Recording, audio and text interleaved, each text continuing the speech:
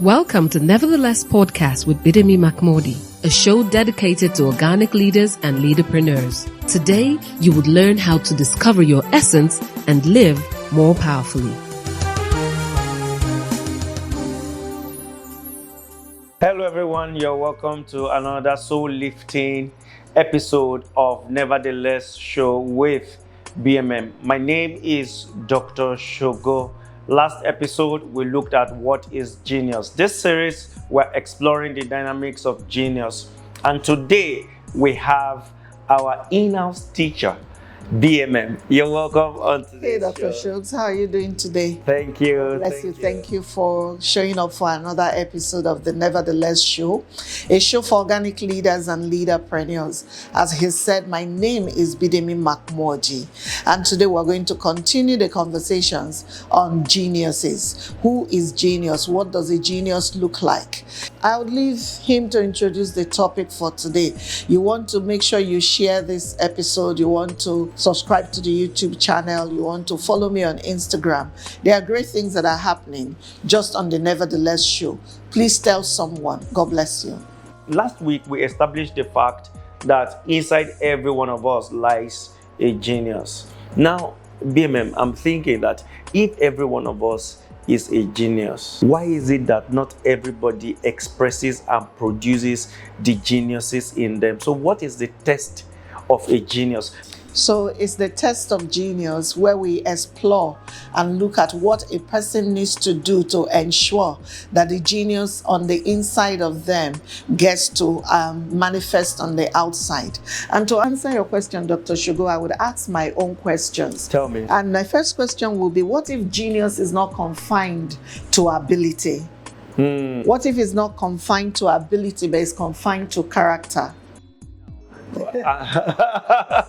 You threw me off balance, but I also feel that when we look at ability, character, there's a way they're interrelated. Yes, they interconnect.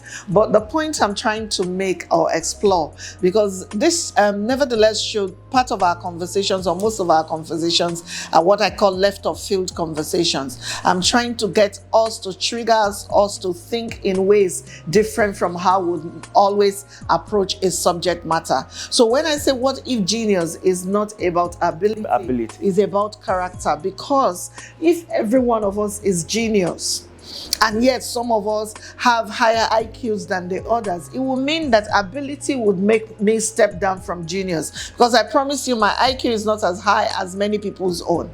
So what I lacked in IQ, but I'm still producing things by my genius. So how did I do it? I relied on the strength of character to be able to birth genius. So the true test of genius is a test of character. What are you willing to do when it is not convenient? What are you willing to try and try again and try again and try again until you get perfect in it? Or maybe at least close to perfection. What is the price you are willing to pay to ensure that this thing that is on the inside of you is birthed and given expression. And it continues to grow on the inside of you. Character is what it takes. Because genius, as far as I'm concerned, is more about commitment to the expression of our essence than it is about, I went to a particular school, I was trained by a particular person. Commitment to the expression of our essence. Of your core, what's on the inside of you. So, and commitment is a character conversation. I agree with you. Commitment is not an ability conversation. So for instance, think about the man who got up and he decided that he will burrow a hole through a rock. He just has an axe. He comes every day. He chips. When he gets tired, he leaves. The next day he comes, and the next day he comes, and the next day he comes. I found out, I can't remember who I was talking to, it was a long time ago, and they helped me see that rocks don't crack from the outside. They crack from the inside.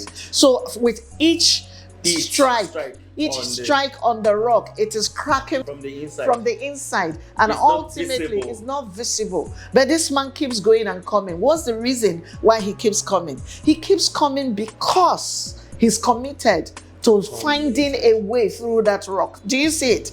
One day, ultimately, the wear and tear of hitting the rock on the outside, the consistency is what will break the rock on the inside, and then it begins to disintegrate to the outside. Let me give you another example. Let's assume that Picasso is here today. Yeah. His genius at every level. Picasso, the artist, yes. Right? His genius at every level, we are told. Do you think that if Picasso spent 24 hours with me and mentored me, do you think I'll be able to paint as he does? No, you won't, because the number of years he has practiced, the consistency, the commitment, the discipline. That is the point. Unfortunately, a lot of people play to the gallery. Without the accolades, they don't want to do what they are doing. That is exactly the point of genius. When I started the NeverTheLess show, it was in 2012. I had gone on a trip to South Africa with my coach, and my coach gave me a gift. He gave me, because when we talked, she said to me, "You are so deep. You should start a podcast." And I'm like, I hate the sound of my voice recorded. I will not do this. I won't do that. And she said, even do a video. And I'm like, oh my God, I'm not going to do that. But at the end of that trip, she gave me a gift. And the gift she gave me was a set of microphones. And she gave them to me with instructions. She said, when you are ready to podcast, this is the tool that you would use. That was in January of 2012. I came back to Lagos and I promptly just kept it on the shelf. I didn't touch that microphone once until 2013, a year after. I woke up that day and I felt I can try to do this podcasting thing. I went and I picked up that microphone, and we didn't have soundproof environment. So I'd wake up early in the morning. I wake up like 2 a.m., 3 a.m. because it's quiet at that time, and I'll plug this thing to my microphone and I will begin to do a podcast. Of course, I was sounding sleepy, which meant that it was a drag, it was dull. But I started and I continued. Ultimately, we got to the point where I could put myself in a soundproof environment. I got better equipment. And over time, see today now, we're doing the NeverTheLess show and we're doing a video. I had said to myself, I will never do a video. But when the pandemic happened and I had no choice, that was pulled out of the inside of me. And here we are today, as they say, the rest is history. I have invested in equipment. I've done everything. You've invested in the craft. Yes. You've been consistent and committed. Yes. Now you do it as a reflex. Effortlessly. And someone will be like, oh, she's so good at it. No. But the genius was always on the inside of me. If I'm doing it at a 70% right now, it was always there, even when I was barely able to do 5%. So the greatest test of genius is not so much about what do I know how to do, as it is what is it that I can learn to do. What is it that I can learn to do? Is that genius can be learned. You can train a person to become genius. This is getting interesting. We need to go on a quick break and we'll be back shortly. Thank you very much. In a world filled with many fears and discouragement, life often becomes a burden. For those who know the way, life is just simple. Do not worry, you're not alone on this life's journey, as Bidemi Mark-Mordi shares powerful insights and principles from her everyday work and life experiences in her book, NeverTheLess. NeverTheLess is a book designed to encourage and equip you to face life with courage, hope, and determination. Get a copy of NeverTheLess and other books written by Bidemi Mark-Mordi, like The Wisdom of the Seed, Honor, The Theology of Work, and so much more from a bookstore nearby. Or call 080-905-63555. Or send an email to bidemi@bidemimarkmordi.com to place your order. I guarantee you will make it. NeverTheLess.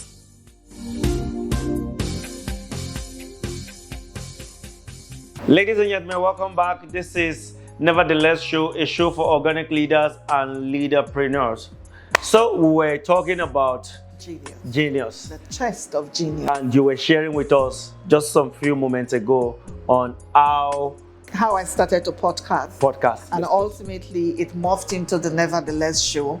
And now we have a video version of what started because someone believed in me enough to say there is a seed on the inside of you, and I will give you tools when you are ready, and you are ready to arise to the responsibility, the occasion, yes. to the responsibility of what's on the inside of you. These are the tools. I don't want you go looking for tools. And you left those tools for 365 days. I promise you. Before you picked it up. Yes. And when you picked it up, you were dragging. Then gradually you built consistency. And you built mastery, and you're still learning on the course. Then you said a statement that struck me before we went on break, which was that genius can be learned. Genius can be learned. Because if I take this example again, I know for many people, this is not genius. This is genius for me because that's another thing about genius. It is unique to unique to me. It's unique to my essence. The expression of my genius is limited to what is on the inside of me. Hey. Do you see it? So when again we go back and you'll be like, oh, you're not even the best of the podcasters out there. That's the point. You don't need to measure genius against another person's genius. Every person's genius is unique to them. I think somebody needs to write that down. Every person's genius is unique to them. You don't need to measure someone else's genius with another person's genius. They are kings in their own kingdom that cannot be compared. Exactly. So when I said genius can be learned, what I meant was everything begins as a seed. But it's been proven that the seed is the potential for a harvest. Absolutely. What that means is what started small, 1 grain of corn, never gives you 1 grain of corn in return. No. It will give you at least a stalk of corn that has at least a few ears of corns that become cobs, and then each cob of corn has a number, several seeds of corn in it. So you find that you put 1 grain of corn in the ground, you nurture it, you water it, you weed around it, you do all of those things, you allow it the time to mature, and when it comes back to you, the return is usually higher than what you put in the ground. It is the same exact way with genius. When you are dealing with genius and you are trying to ensure that your genius bubbles to the surface, what you are looking for is not what can I do in the moment, it's what can I do in the long haul. So which means genius is not for short term alone. No. Genius is never for short term. Genius is not a once and for all thing. Yes. Genius keeps evolving, keeps growing, keeps unveiling. Yes. And yes, there are people who their very first attempt at genius is massive. And everybody's like, oh my God, that's really good. But you see, if that man remains there, let me give you another example. How many of us have heard about the BlackBerry phone? Oh yes, I remember the BlackBerry phone. My husband swears by them, by the way. Yes, because the BlackBerry phone is the phone that has the most secure operating system. Yes, please. The phone that has the most secure operating system. But the BlackBerry phone is being phased out as we speak. Obsolete. Why did that happen? If my husband bought a couple and kept them, it's only a couple of years since they phased them out. And those ones can't do the things. They're not working properly anymore. Why? Because genius requires upgrade consistently. I just remember the story of Kodak photos. Yes. Kodak was genius as a matter of fact, it was the largest photography company in the world. And they decided we're not going to outgrow this particular level. Other geniuses. Yes. So the test of genius is that arising to the responsibility of what we have on the inside. Continuous commitment. Every single day, this is my essence, I will give it expression. This is my essence, I will give it expression. No matter what happens, this is my essence, I will give it expression. So you find that when people come, because if we're talking about BlackBerry were major genius at some point. Oh, they were. BlackBerry, the company that first started to manufacture BlackBerries, were a company called RIMS. RIMS were not an IT company, they were a paper company. That shocked you, right? Yes. RIMS were a paper company. What they dealt with was paper. But when they realized that things were evolving and doing less and less of paper at the volumes at which they were doing, that was when they put together the technology for the BlackBerry phone. A phone that the FBI could not crack into. A paper company pivoted. And that's what happened. Go and read it all. They activated their Yes. genius in another dimension because they were Exactly. committed to seeing that in order for us not to be knocked out from the paper industry due to low patronage, They diverted. And really, if we'll give them something, the reason why they decided to shut it down was they refused to compromise the technology. It's an integrity thing, so let's give them that. But the point I'm trying to make is that genius grows. Genius grows. It's not static. No, when we talk about Apple, 2 generations of Apple phones today, they're not the same. Yeah, they're not. Meanwhile, the very first Microsoft computer was genius. Now everything is in the palm of our hands and it's getting things done. How many of us remember the MP3, before the MP3 player, the iPod? Before the iPod, the disc player, Walkman. the Walkman, the Discman. Geniuses kept They evolving. just kept evolving. All that God needs to put on the inside of you is the seed. If you pay attention and you put yourself in the same environment, and I'm going to get to that in a later episode, you will find that what feeds your genius is readily available in your environment. So we've talked about genius, betting of the genius. We've talked about the environment. Is there a third dimension? A third dimension or intersection is that genius is transferable.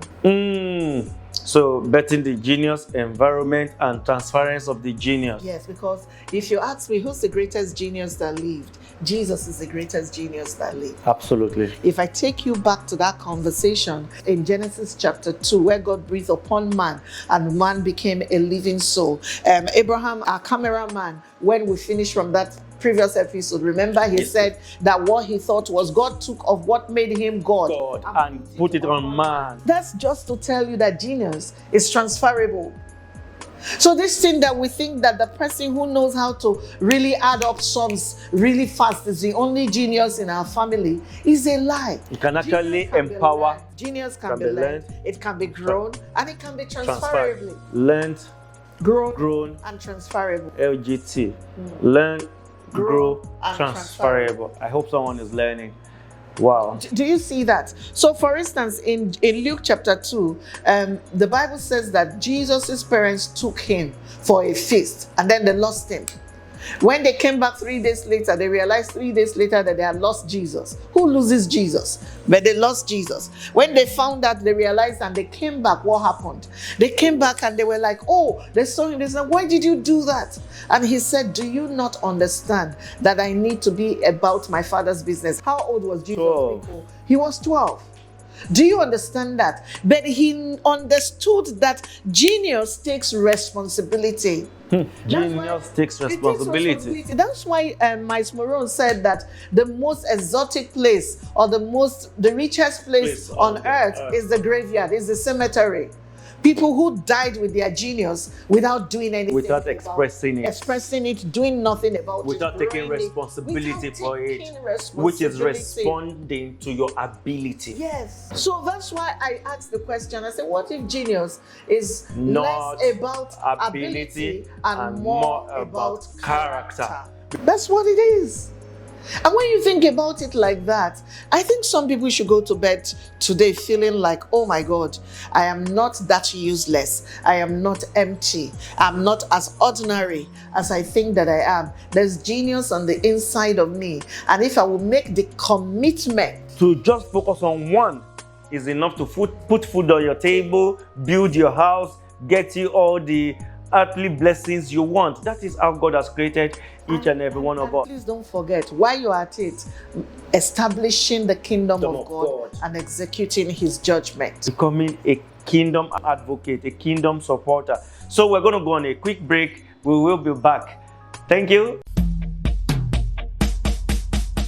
In a world filled with many fears and discouragement, life often becomes a burden. For those who know the way, life is just simple. Do not worry, you're not alone on this life's journey, as Bidemi Mark-Mordi shares powerful insights and principles from her everyday work and life experiences in her book, NeverTheLess. NeverTheLess is a book designed to encourage and equip you to face life with courage, hope, and determination. Get a copy of Nevertheless and other books written by Bidemi Mark-Mordi, like The Wisdom of the Seed, Honor, The Theology of Work, and so much more from a bookstore nearby. Or call 080-905-63555. Or send an email to bidemi@bidemimarkmordi.com to place your order. I guarantee you will make it. Nevertheless.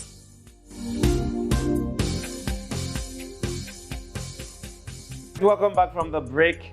And right now we've talked about character over ability, character and the intersection with ability as it relates to activating and bringing out our genius. Yes. Now, I was just reflecting and I look at it that when we look at character, character is a broad word. Character is a broad concept. So can you please break it down to viewers?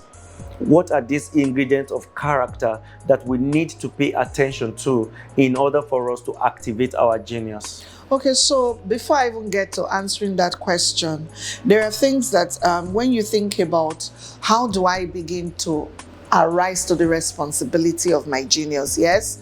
So we have talked about that the true test of genius is that you arise to the responsibility of your genius, to make a commitment to express that's what is your essence, right? And we've talked about the things that form a nexus. I don't know if we talk about it or I was talking about it in my head. That is where we've not talked about it at all.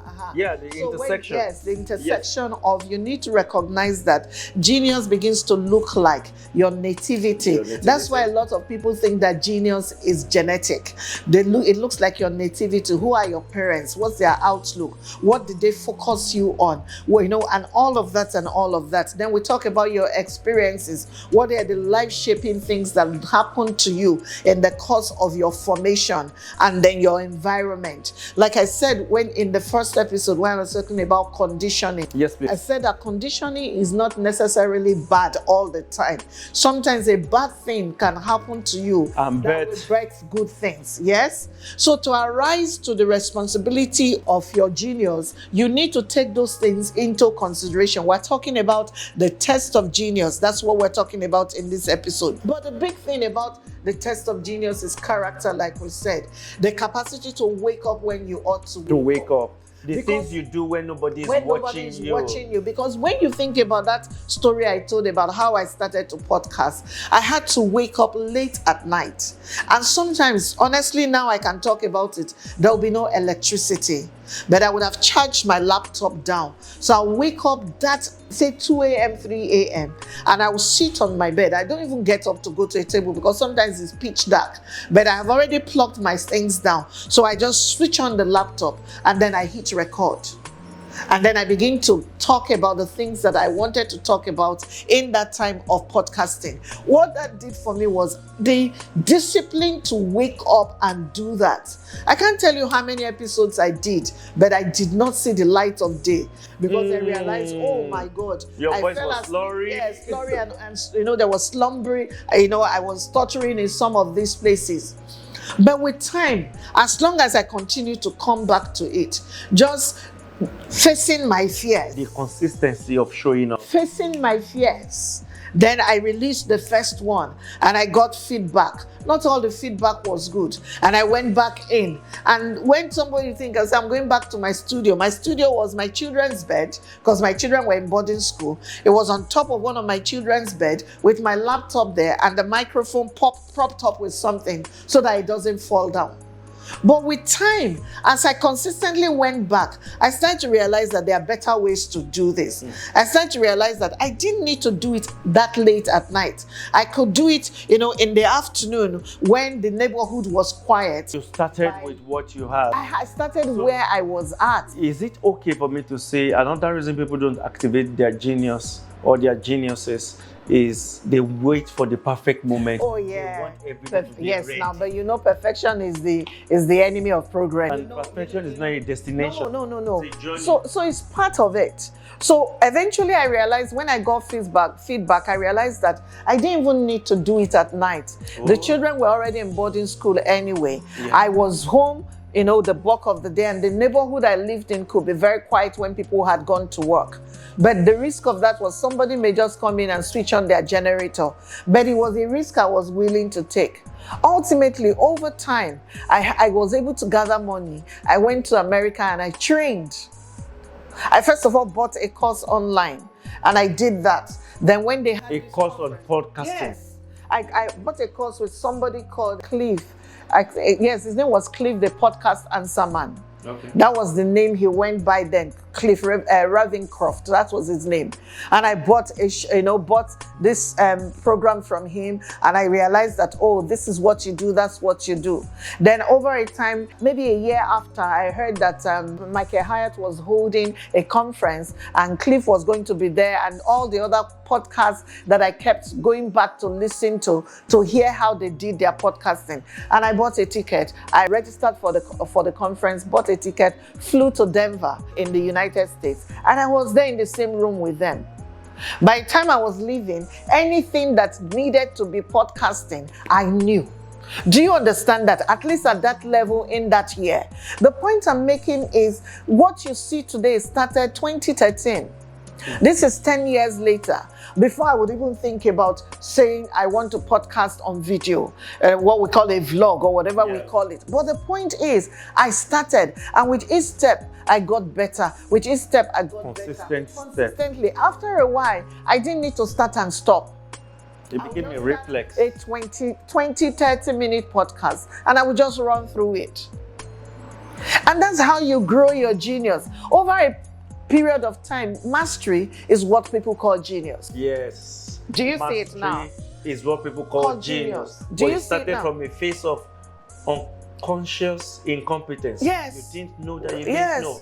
You didn't know that you didn't know. Then But eventually I found out that, okay, I didn't know many things. I'm open to improving the discipline, the taking feedback, the being open to criticism, even when it wasn't given to me in the best of tunes. In sending stuff to my coach, and my coach will be like, you're getting it done, but next time do this, do that, do that, do that. All of that learning culminated in what we are doing today. So when we say we want to be responsible to our genius, because that's what we're talking about, yes, right? Yes. The test of genius. You want to make sure that everything that makes you a person who excels, you put it at the disposal of the seeds that God put on the inside of you. That's just what it is. So when you think about Peter, who walked on water, what would you call him? Genius. He's genius, because nobody else walked on water. Genius. But he was walking on water, and at some point, the Bible said he observed the wind and he started to sink. Yet nobody else walked on water. Read your Bible. But Peter walked on water twice. The second time, after Jesus had resurrected, he walked on water to go and meet Jesus. When they noticed that Jesus was coming from afar, Mastery. he said, I now know this thing. If I'm not observing the wind, I will get where I need to go. Take a look at our children. They first start and they are scribbling. And ultimately, these are the same children who write calligraphy. Absolutely. How did they arrive there? Genius grows. Genius is transferable. Because in all of this, don't forget what I said in the first episode. Genius is put on us. Genius is put on us. And because genius is put on us, there's someone who influences our genius.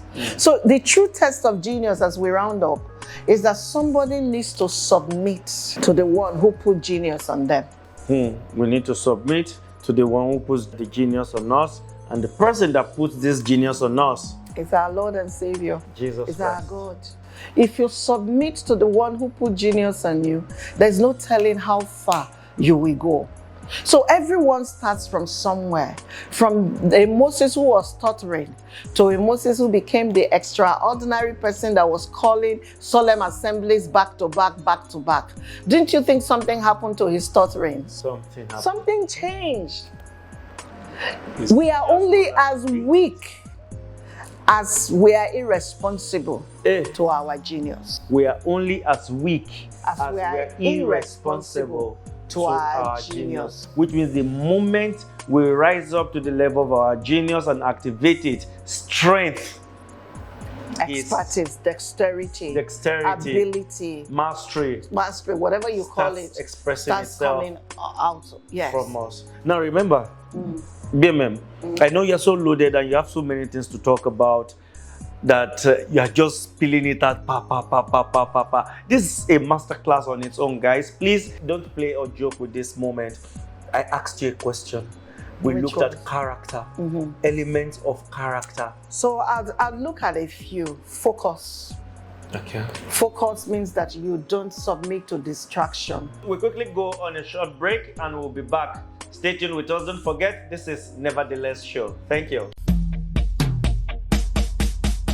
In a world filled with many fears and discouragement, life often becomes a burden. For those who know the way, life is just simple. Do not worry, you're not alone on this life's journey, as Bidemi Mark-Mordi shares powerful insights and principles from her everyday work and life experiences in her book, NeverTheLess.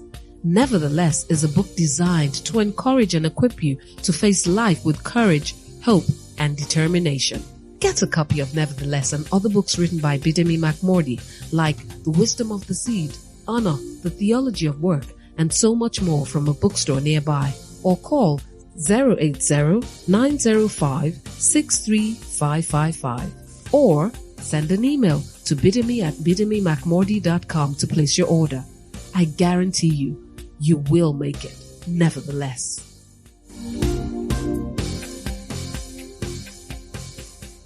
Welcome back. This is still NeverTheLess Show, the show specially designed for organic leaders and leaderpreneurs.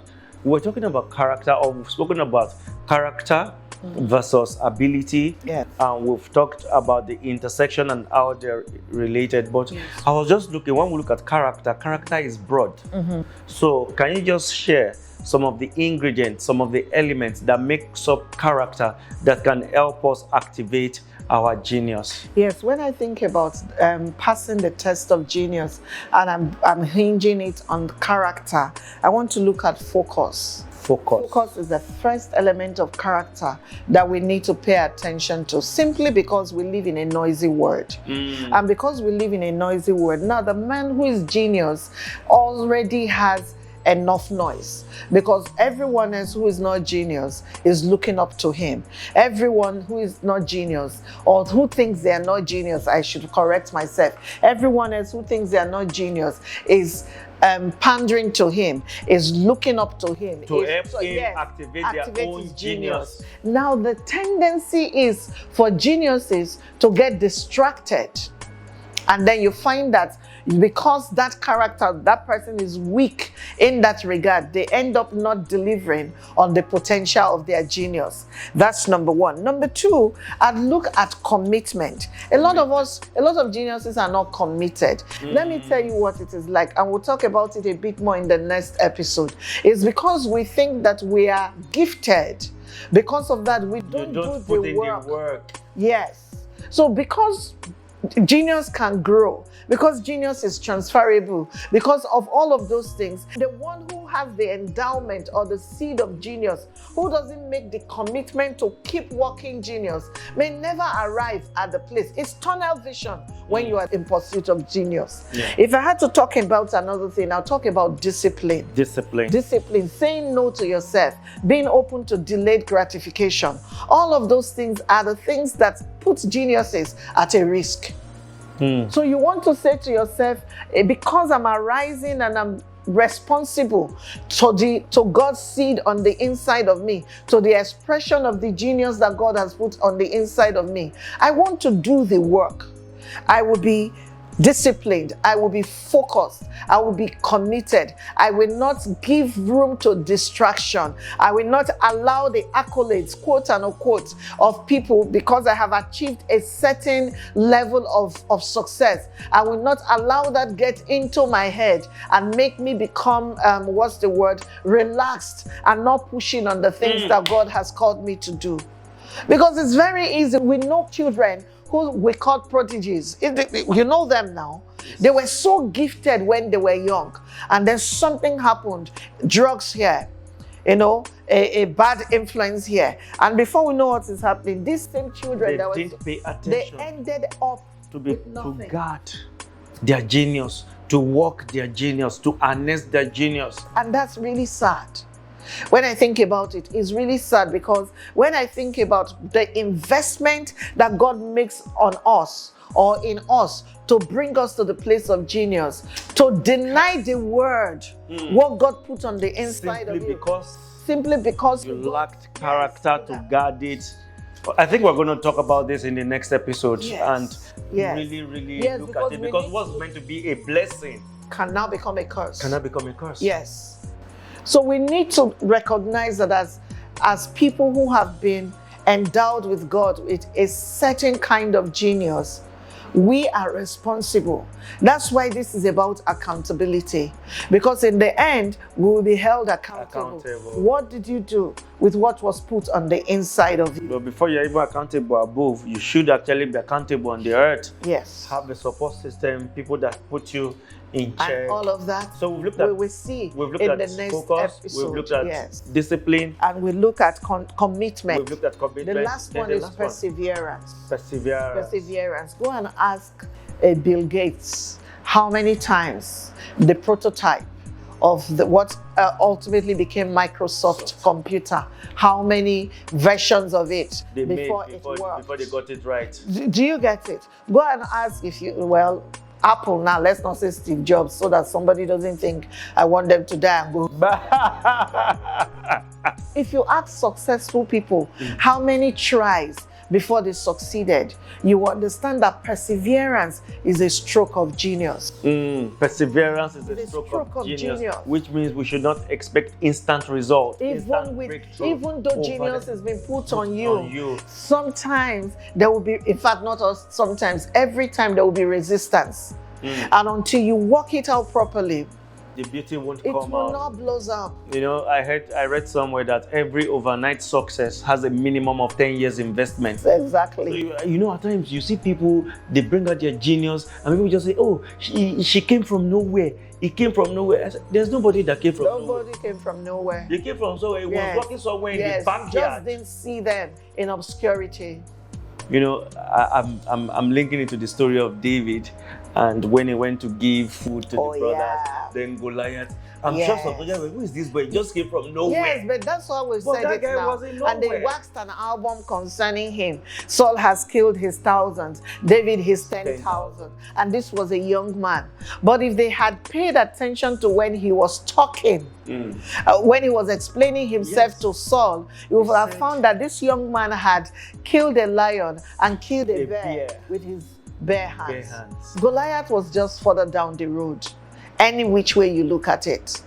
All of that to say, as we bring this episode to a close, that genius will be tested. You can't go sashing around and dancing around and say, oh, I listened to NeverTheLess, in this month, and the first episode said that I'm endowed with genius. That endowment will be tested. How you arise to that responsibility will determine whether the word will hear about you. And the thing about genius is that genius is what God put on the inside of us so that he can put us on display. So you choose. Will you be responsible to your genius? It's your choice, which is what God does not tamper with. Yes. Free moral agency. If you choose it, it's okay with God. It may not be his best will for us, but it will still be his will anyway because we have chosen it. So we've come to the end of this episode, and in the next episode we will be looking at something we have crafted and called the curse of genius. What is it that is the burden that geniuses bear? Every one of us bears that burden. We'll take a look at it in the next episode. Dr. Shogo, thank you so much for doing this with me. I know that is something for you. But tell me, what did you learn in this episode? Okay, so what I've learned in this episode, I enjoyed most the elements of character. Because when we look at character, people use the word casually. You don't have character. Okay, Oga, which one specifically are you do I not have? Yeah, it's such a broad word. I love the way you broke it down. You talked about focus, you talked about perseverance, you talked about discipline. For me, discipline and perseverance touched me a lot. Then when you talked about the nexus Yes, of your nativity, your environment, and your experiences. I also got to understand that when we look at genius, it can be learned, it can grow, be and grown, it is transferable. And it is transferable. Yes. That's very impactful for me. Yes. So I hope you guys have made notes. For every episode of NeverTheLess show, I encourage us to please make notes, because the faintest ink is better than the sharpest memory. The good book said, write the vision down, make it plain, so that he that reads can run with it. When you write down, you are reinforcing what you have learned. Share with your friends, share with your neighbors. Don't forget to subscribe to our YouTube channel. Just click on the red button below the screen, and you can follow BMM on social media pages, Bidemi Mark-Mordi, on Instagram, on Twitter, on Facebook, on LinkedIn. Thank you for joining. I can't wait to see you next episode. Stay blessed. Bye-bye. Bye. Thank you for listening to NeverTheLess. For more information and resources, call 080-90563-555 or send an email to bidemi@bidemimarkmordi.com. Don't forget, discovering your purpose helps you live more powerfully.